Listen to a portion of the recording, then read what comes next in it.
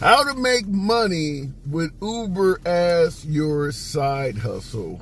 What up, folks? Once again, it is your guy Tim with another ride sharing video. Consider this a proof of life video. A lot of folks, a few of you folks at least, checked in on your brother. Actually, was asking, I haven't put a video out in a couple weeks or so, and people did write me and ask, what happened to you? Are you okay? So yeah, I am. I got censored by YouTube a couple times, and it kind of demotivated me, disincentivized me to put out videos. But I'm out here actually taking trips. Just completed a trip right now. And, I just wanted to hear from you folks while giving you some of my tips on how to make money from this as a side hustle. I'll make it clear in all of my videos, I've been driving off and on in ride sharing since 2014. So certainly several thousand rides under my belt. So certainly a bit of experience, but I want to hear from you folks. And I'm going to give you some tips on how I believe you can still make a decent income as a side hustle in ride sharing. And I'll start out by saying I am totally against ride sharing as a primary source of income. That's why I keep saying side hustle. In fact, Uber, the company itself, they even refer to ride sharing as a side hustle. And by the way, excuse the dorky glasses. Here I am, half a century. Finally, I'm getting old enough that I need to put on spectacles. Vision was starting to get jacked up. So I know I might look a bit goofy, but I got to get used to this. I mean, I can see really well in these damn things, regardless of how they look on you, boy, but I needed them. So here we go. So in regards to earning income as a side hustle, like I said, I'm totally against using Uber or Lyft or a combination of both as a primary source of income for two reasons. First of all, in this current day and age, you don't make enough money in ride sharing for it to be a primary source of income. There's a few markets out there, maybe if you're in Vegas where a lot of people are tipping and things like that, you might be able to get by. But with most ride share passengers choosing not to tip, a lot of drivers say they get about maybe 30 to 40% of passengers tip. So anywhere between 2 to 4 out of every 10 passengers tip. So you can't depend on tips and the actual base fares you get in rideshare. It's just not enough, in my humble opinion. That's the first reason you don't make enough money. Second reason, if you do operate in a market, like I mentioned, Vegas or somewhere where people are tipping, I still wouldn't advise it, because at the end of the day, the income you make in ride sharing, it's not predictable and it is not dependable. And I'm not talking about it's busy today, so I'm getting trips, and tomorrow it's not busy, so you don't know which days are going to be busier now. That's expected as a customer base in rideshare. I'm talking about the companies you drive for playing all types of bullshit games with your income. Whereas if you do 10 trips today and you do the same 10 trips tomorrow, you may make less tomorrow because the ride sharing companies have found a way to cut back your earnings. We know that. Anybody who's been driving as long as I have, anybody that's been driving for 2 or 3 years knows that Uber and Lyft are constantly finding ways to reduce how much you earn. So I'm going to give you what I do as a side hustle and how I think it can be profitable. Like I said, I just got through with my last trip. First of all, I only drive when there is some form of an incentive. Streaks, surge pricing, earnings guarantee, or something of that nature. Base fare, even on a temporary basis, it's too unprofitable. You see all of these $3, $4 trips popping up that take a half hour of your time. I had a few of them tonight. Most drivers that are in ride sharing, their decline rate is 80, 90% of the trips they see you are not profitable. So if you're doing ride sharing full time, how much time are you sitting around if you're declining 90% of the damn trips? Even if you're declining 70, 80% of them, which most drivers do. I don't have that much time to waste. I'd rather be doing something else, which is why I have a day job and I only drive when they're offering, like I stated, earnings guarantees, surge pricing, or some type of incentive. Right now, they're offering streaks. So you do 3 trips, we'll give you an extra 15 bucks. I only drive during the streak, so I'm only driving after my day job, a full-time day job. I'll drive the 1 hour they're offering streaks, because if they're giving you 15 bucks for 3 trips, that means each trip they're tacking on an additional 5 bucks. So you spend an hour, shit, you bring home anywhere between $30 to $40 plus if you get tipped. So you might make anywhere between $30 to $50 for that 1 hour. Obviously, if you do it for a week, you're talking 250, as much as 250, but $150 to $250 extra per week on top of your day job, which could equate to, now we're talking 1,200, what is it, 4 weeks in a month? It could be 1,200 to maybe, if you're lucky, couple $1,000 a month. Whatever. My math is kind of off. Wait a minute. If you're making an additional $30 a day, that's $150 a week. So $600. You can make $600 extra per month. That's a side hustle. That's not primary income. That is a side hustle. $600, $700 a month extra. That'll pay your car note or pay phone bill or some shit like that. That's what I encourage. I don't encourage trying to get in this as a full source of income. So I do the hour, but even that must be done with some strategy. And I'll give you what I normally do when I'm driving streaks. The first trip always needs to be a short trip. I'll decline all of those bullshit trips. If you're in a streak, remember, once you start a streak, you can't stop until you complete the 3 trips. If you stop, they make you start all over again. So the first trip, I'll keep declining until the first trip is, 3 miles away or less, and going potentially 5 miles or less. And I say that because with the base fares being so low, in my market, they're paying 72 cents. The longer your trips are, the lower the profit margin. I don't believe driving 10 miles, having a passenger in your car and driving them 10 miles for $7.20 is worth it. It's just not. You factor in traffic and things like that, how much of your time that takes, and then obviously you're spending fuel. It ain't worth it. So in a streak bonus, you want the trips to be as short as possible. In my opinion, in any incentive program, you want the trips to be as short as possible. Because really all of your money that you're earning, the bulk of your money is coming from the bonuses they're giving you. If you're in a streak bonus, chances are that extra $5 they're adding to the trip is probably more than the trip itself. There's a hell of a lot of trips for Uber and Lyft that pay less than $5 for the entire trip. I just seen them popping up constantly. Even took a few screenshots, which you see here. And some of those trips can damn near take a half hour of your time to give you $5. It just isn't worth it. So you certainly want all your trips to be as short as possible. If you're doing an earnings guarantee, sometimes they give you an earnings guarantee. Do 20 trips. We guarantee you'll make this much money or whatever. Keep the trips fucking short. Let all of the extra guarantee they give you, the majority of that should be them clicking on that extra money. I just avoid long trips in ride sharing like the plague because they are seriously unprofitable. So only time a long trip is advisable is during surge pricing.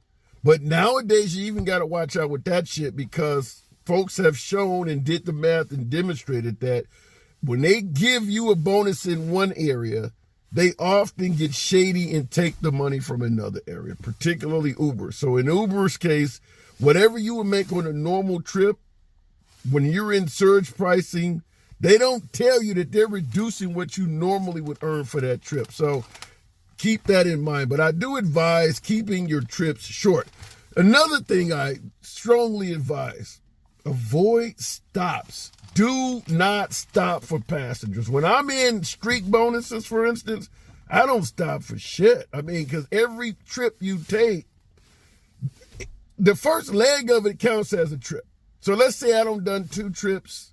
I got 1 more to do to get my streak bonus, and I happen to get somebody in the car that wants to go to the gas station and come back home.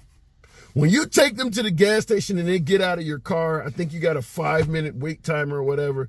The moment they get out of your car, you've already earned that streak. The trip taking them back home, it ain't worth it in my opinion. You're going to make it, in my market, you're getting 72 cents a mile to drive them back home. I'm on the side of leaving them. I leave passengers all the time. Like I said, we're only in this to make money. When you take the money out of it, it's not worth getting in it. So I certainly will leave a passenger if they're on my third trip and they have a stop. That's just the way I do it. And if for you folks who are driving when they are not offering incentives, not offering streak bonuses, the folks who are doing it full time, I would strongly advise you pay attention to what's going on that second leg of that trip if you do somebody with a stop. Because even for you folks, it may not be worth waiting for them to come back out. My market, you're only making 9 cents a minute, so it's not like you're making a lot of money waiting for them, despite Lyft flashing that sign telling you you're making money while waiting. You ain't making shit while waiting. So let's say you got a passenger in your car. You're driving full-time Uber or Lyft driver, and you're going to be done for the day, or you're in a neighborhood where you want to have lunch, or you in a neighborhood where you're near your house, and the passenger has a stop in your neighborhood that you want to be in. They go into the store or whatever, and you know when they come back out to the car and you complete the second leg of that trip, it's going to take you out of the neighborhood you want to be in. And then after they get out of the car, you got to drive back to the neighborhood you're in now at your own expense. I'm leaving their ass. That's how I put it. I don't took you on the first leg of your trip and it's got me near my house where I want to be at when I'm done for the day anyway, and I'm about to finish up after you. You're not getting that second leg of that trip out of me. That's how I do it. Let me know in the comments if you think I'm doing it wrong. But there are plenty of times where it is advantageous or even profitable for you to leave a passenger. In my opinion, stops should have a $1 surcharge or something on it.